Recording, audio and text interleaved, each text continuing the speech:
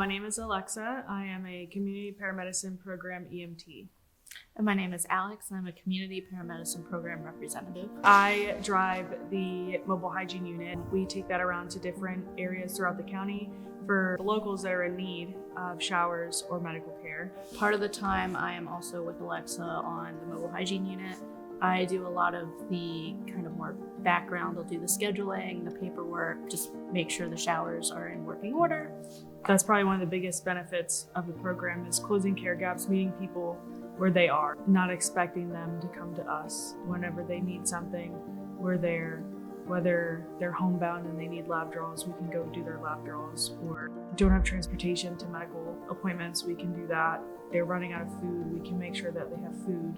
We've had people that were able to find out a cancer diagnosis and receive treatment because they came to us first. They feel seen and they feel better having that. I think that's really important.